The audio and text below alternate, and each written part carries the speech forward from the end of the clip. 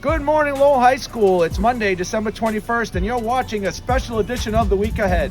Since we had 2 days of remote learning, I thought it would be a great idea to record this week's show from a winter wonderland. I mean, what a better way to celebrate a short week with the holiday break, right?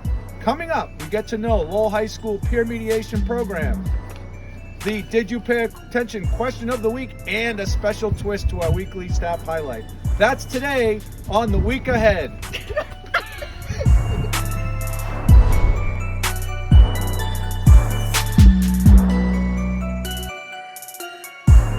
I'm the host of The Week Ahead. No one throws a snowball at me. Now that we took care of that nonsense, we can get back to the show. We begin with Lowell High School's peer mediation team. So many of our staff and students have benefited from this program. And with this year's students receiving restorative justice circle training, our peer mediators are building their real-world skills. I want to learn more about peer mediation team, so I sat down with Heather King and students Louisa and Jay. Here's what they had to say. Jay, why don't you start us out? Tell us about the peer mediation program and the recent training with your restorative justice circles and what that could mean for Lowell High School. The mediation program is seen as a way to aid in, fixing a problem, but also helping students realize what was going on.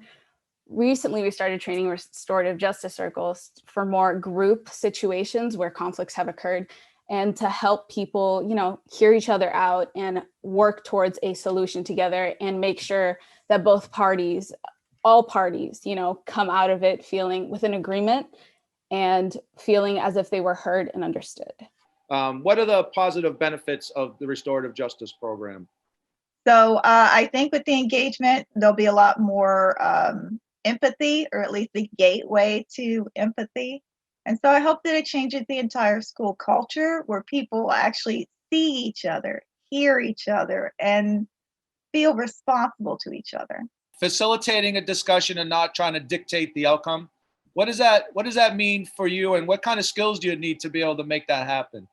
Yeah, so as Jay say, we help them talk about the conflict, and basically we don't find a solution for them, but we help them find an agreement for everyone that is okay with.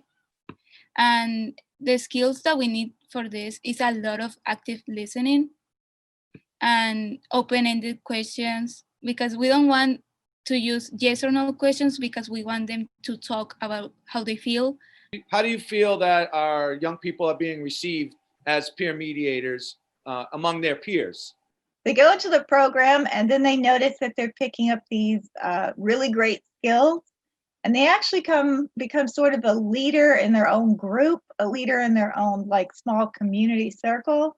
And so they actually kind of find that people start coming to them for help. People start seeing them as someone who is the go-to person when you have a problem. Is your program up and running right now? And if so, how can students find out about the program, and how could they take advantage of the program? Oftentimes when students get into an issue, it is offered, especially when cases of discipline are in action. If somebody is going to be corrected for a certain behavior, it comes up. It also comes up in terms of conflicts over social media. If something like that gets to the school and the school has to help in resolving it. Basically, you could talk with a teacher or a dean and talk about restorative justice or peer mediation, and they will be referred to Heather or Yvette, and then therefore they will have to sign an agreement to participate. So thank you very much for being on the show and taking time out of your busy day to be here. We appreciate it. Thank you. It was an honor. Thank you. I wanted to share our last LHS Staff Spotlight of 2020 with every single one of our staff and faculty. We've been an amazing asset to our LHS community. Thank you so much for all you do here at LHS.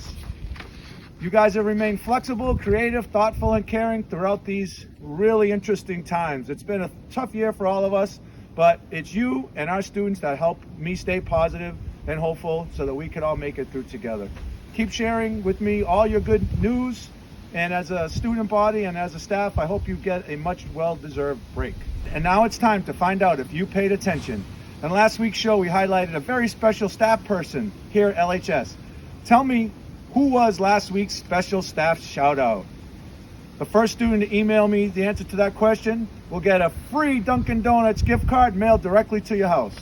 Well, that does it for today's show. Thanks for watching. I'll see you next week with another installment of The Week Ahead. Actually, I'll see you next year. Have a great, happy holiday, and we'll see you soon.